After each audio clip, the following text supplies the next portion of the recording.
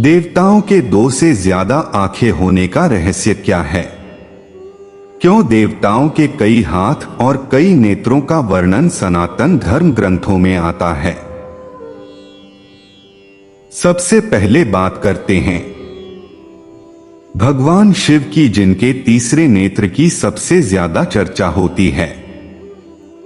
इसके बाद हम बात करेंगे मां काली के तीसरे नेत्र की, और फिर हम इंद्रदेव के 1000 नेत्रों के बारे में धर्म ग्रंथों में खोज करेंगे। आइए जानते हैं महादेव के तीसरे नेत्र का रहस्य क्या है। महाभारत में बताया गया है कि आखिर शिवजी को तीसरी आंख कैसे मिली थी। कथा के अनुसार एक बार हिमालय पर भगवान शिव एक सभा कर रहे थे, जिसमें सभी देवता, ऋषि मुनि और ज्ञानी जन शामिल थे। तभी सभा में माता पार्वती आईं और उन्होंने अपने मनोरंजन के लिए अपने दोनों हाथों से भगवान शिव की दोनों आंखों को ढक दिया। माता पार्वती ने जैसे ही भगवान शिव की आंखों को ढका, संसार में अंधेरा छा गया। ऐसा लगने लगा जैसे सूर्य देव का कोई अस्तित्व ही नहीं है। इसके बाद धरती पर मौजूद सभी जीव जंतुओं में खलबली मच गई। संसार की ये दशा भगवान शिव से देखी नहीं गई और उन्होंने अपने माथे पर एक ज्योतिपुंज प्रकट किया, जो भगवान शिव का तीसरा नेत्र बना। अगर वो ऐसा नहीं करते तो संसार का नाश हो जाता, क्योंकि उनकी आंखें ही जगत की पालनहार हैं। वैसे पौराणिक ग्रंथों के अनुसार शंभु का तीसरा नेत्र खुलते ही चारों तरफ प्रलय मच जाता है। भगवान शिव संसार का संहार करने के लिए अपने तीसरे नेत्र को ही खोलते हैं। उनके तीसरे नेत्र से अग्नि की जो ज्वाला निकलती है, उसी से ये संसार भस्म हो जाता है। महादेव के तीसरे नेत्र के प्रकोप की कथा वाल्मीकि रामायण और महाभारत सहित कई पौराणिक ग्रंथों में भी मिलती है। भगवान शिव ने कामदेव को अपने तीसरे नेत्र से ही भस्म किया था। कथाओं के अनुसार जब भगवान शिव की पहली पत्नी सती ने अपने पिता दक्ष के यज्ञ में आत्मदाह कर लिया था, तो भगवान शिव वैरागी हो गए थे। ऐसे में ब्रह्मा जी को लगा कि वैरागी शिव कहीं संसार को फिर से नष्ट न कर डालें।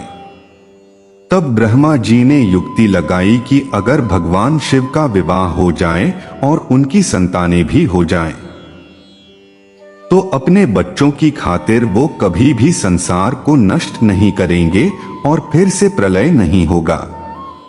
उधर माता सती ने मां पार्वती के रूप में जन्म लिया और वो भगवान शिव को पति रूप में प्राप्त करने के लिए तपस्या करने लगी। लेकिन जब भगवान शिव पर मां पार्वती की इस तपस्या का कोई असर नहीं हो रहा था, तब देवताओं ने सोचा कि भगवान शिव के अंदर प्रेम भावना को जगाने के लिए कामदेव को भेजा जाए। कामदेव जब भगवान शिव के अंदर प्रेम भावना को जगाने के लिए अपने काम बाणों को चलाते हैं, तो भगवान शिव क्रोधित हो जाते हैं और अपने तीसरे नेत्र को खोलकर कामदेव को भस्म कर देते हैं। कामदेव के भस्म हो जाने के बाद कामदेव की पत्नी रति विलाप करने लगती हैं। तब भोलेनाथ को दया आ जाती है और वो कामदेव को सारे संसार में बिना शरीर के ही व्याप्त हो जाने का वरदान दे देते हैं। लेकिन कामदेव का चलाया हुआ बाण तब तक भगवान शिव पर असर डाल चुका होता है। भगवान शिव मां पार्वती की तपस्या से प्रसन्न हो जाते हैं और मां पार्वती और भगवान शिव का विवाह हो जाता है। इसके बाद भगवान शिव और मां पार्वती से गणेश और कार्तिकेय का जन्म होता है। इसके बाद वैरागी शिव सांसारिक शिव के रूप में परिवर्तित हो जाते हैं। पौराणिक कथाओं के अनुसार महादेव के तीसरे नेत्र की कथा कई ग्रंथों में आती है। इसके बाद भगवान शिव अपने तीसरे नेत्र को हमेशा के लिए बंद कर देते हैं। भगवान शिव की तरह ही मां काली और मां दुर्गा के भी 3 नेत्रों की चर्चा शास्त्रों में आती है। मार्कंडेय पुराण और श्री दुर्गा सप्तशती की कथाओं के अनुसार जब चंड, मुंड और रक्तबीज का वध करने के क्रम में देवी दुर्गा क्रोधित हो जाती हैं, तो उनके तीसरे नेत्र से महाकाली का आविर्भाव होता है। महाकाली चंड और मुंड का संहार कर चामुंडा के नाम से जगत में विख्यात होती हैं। महाकाली ही बाद में रक्तबीज का भी संहार करती हैं। इस प्रकार देवी दुर्गा के 3 नेत्रों की दिव्यता की चर्चा ग्रंथों में की गई है। यहां भी देवी का तीसरा नेत्र संहार के लिए प्रयुक्त होता दिखाया जाता है। मां काली सनातन धर्म की सबसे रहस्यमयी देवी हैं। उन्हें ही आद्या शक्ति भी कहा जाता है। वो कौन हैं और कहां से आती हैं और किस लोक में रहती हैं, ये आज भी किसी को नहीं मालूम। मार्कंडेय पुराण के अनुसार मां काली का सबसे पहला स्वरूप उस वक्त प्रकट होता है जब भगवान विष्णु के कानों के मैल से मधु और कैटभ नामक दैत्य प्रकट होते हैं। मधु कैटभ जब ब्रह्मा जी को मारने के लिए दौड़ते हैं तो ब्रह्मा महामाया देवी या योगमाया देवी की स्तुति करते हैं।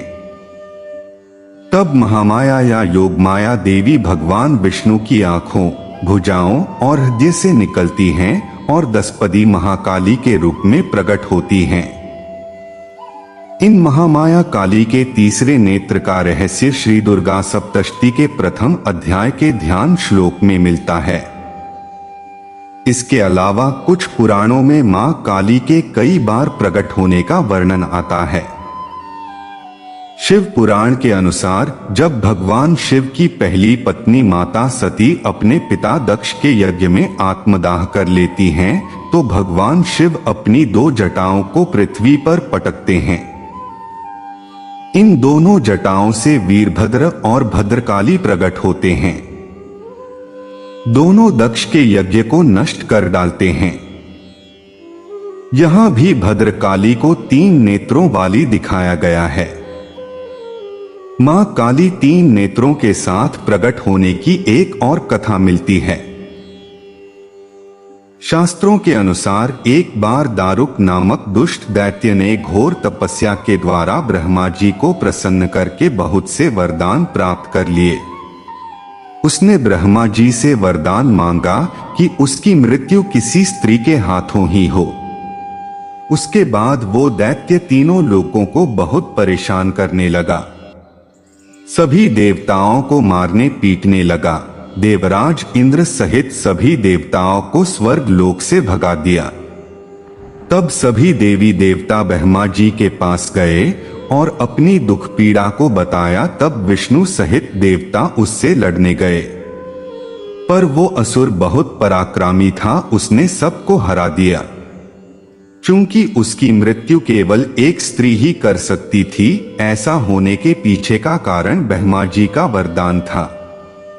जब कोई उसको मारने में सक्षम ना रहा, तब सभी देवता देवों के देव महादेव के पास गए। फिर उन्होंने अपनी सारी कहानी उनको बताई कि किस प्रकार उस दैत्य ने तीनों लोकों में उत्पात मचा रखा है। जब भगवान शिव को इस बात का पता चला कि वो किसी स्त्री द्वारा मारा जाएगा, तब उन्होंने माता पार्वती को सकेत किया। उसके बाद माता के शरीर से एक तेज पुजम निकला, जो महादेव के कंठ में प्रवेश कर एक शरीर के रूप में परिवर्तित हो गया। वह शरीर भगवान शिव के कंठ में विराजमान विष के प्रभाव से वह काले वर्ण में बदलने लगा। भगवान शिव ने उस अंश को अपने भीतर महसूस कर जब अपना तीसरा नेत्र खोला, तब उनके तीसरे नेत्र से भयंकर विकराल रूपी काले वर्ण वाली मां काली उत्पन्न हुई। मां काली के लालट में तीसरा नेत्र और चंद्ररेखा थी। कंठ में कराल विष का चिन्ह था। और हाथ में त्रिशूल व नाना प्रकार के आभूषण व वस्त्रों से वह सुशोभित थी। मां काली के भयंकर व विशाल रूप को देख देवता व सिद्ध लोग भागने लगे। मां काली के केवल हुंकार मात्र से दारुक समेत सभी असुर सेना जलकर भस्म हो गई। अब बात करते हैं 1000 नेत्रों वाले इंद्रदेव की। इंद्र की 1000 आंखों के होने की वजह उनका कोई पराक्रम नहीं बल्कि उनकी कामवासना थी। वाल्मीकि रामायण की कथा के अनुसार इंद्र गौतम ऋषि की पत्नी अहल्या पर मोहित हो गए थे। एक बार उन्होंने गौतम ऋषि का वेश धारण कर जब अहल्या के साथ समागम किया तो गौतम ऋषि ने उन्हें ऐसा करते देख लिया। तब गौतम ऋषि ने कामातुर इंद्र के शरीर पर 1000 स्त्री गुप्तांगों के होने का श्राप दे दिया। बाद में इंद्र के द्वारा क्षमा मांगने पर गौतम ऋषि ने इंद्र के शरीर पर बने इन स्त्री गुप्तांगों को 1000 आंखों में बदल दिया। इसी वजह से इंद्र का एक नाम शतक्रतु भी पड़ा, जिसका अर्थ होता है 1000 आंखों वाला। अभी तक तो हमने बात की एक से ज्यादा आंखों वाले देवी देवताओं की। अब बात करते हैं उस देवता और दैत्य गुरु की जिनकी सिर्फ एक आंख ही है। सबसे पहले बात करते हैं धन के देवता कुबेर की। कुबेर को एकाक्ष भी कहा जाता है, जिसका अर्थ है एक आंख वाला। पौराणिक कथाओं के अनुसार कुबेर में जब भगवान शिव को अपनी तपस्या से प्रसन्न कर लिया तो भगवान शिव और मां पार्वती कुबेर को दर्शन देने के लिए प्रकट हुए। कुबेर ने जब मां पार्वती को देखा तो वो उन्हें देखते ही रह गए। कुबेर का इस तरह देखा जाना मां पार्वती को सहन नहीं हुआ और उन्होंने अपने तेज से कुबेर की एक आंख जला डाली। इसके बाद से कुबेर एकाक्ष या एक आंख वाले कहे जाने लगे। कुबेर की एक आंख होने का एक अर्थ ये भी है कि वो धन देने में एक समान व्यवहार करते हैं। वो दुष्टों और अच्छे दोनों लोगों को धन दे सकते हैं। अब बात करते हैं दैत्य गुरु शुक्राचार्य की, जिनकी एक आंख भगवान विष्णु के प्रकोप से नष्ट हो गई थी। पौराणिक कथाओं के अनुसार जब भगवान विष्णु ने दैत्यराज बलि से 3 पग भूमि मांगने के लिए वामन अवतार लिया तो शुक्राचार्य को भगवान विष्णु की इस योजना का पता चल गया।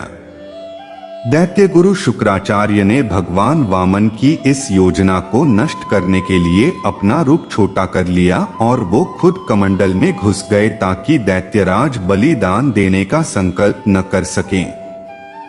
भगवान विष्णु ने शुक्राचार्य की इस करतूत को समझ लिया और घास के एक तिनके से उनकी एक आंख को नष्ट कर दिया।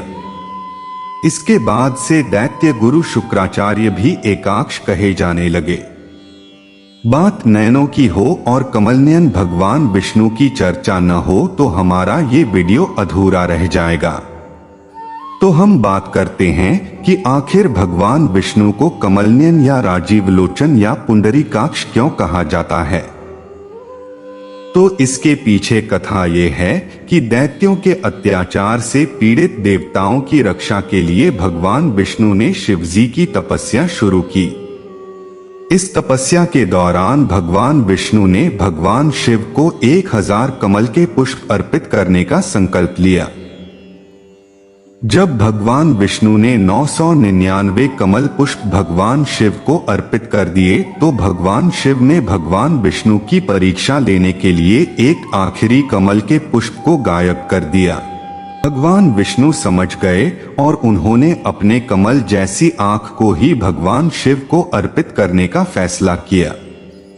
जब भगवान विष्णु एक बाण से अपनी एक आंख को निकालने ही जा रहे थे कि भगवान शिव प्रसन्न हो गए।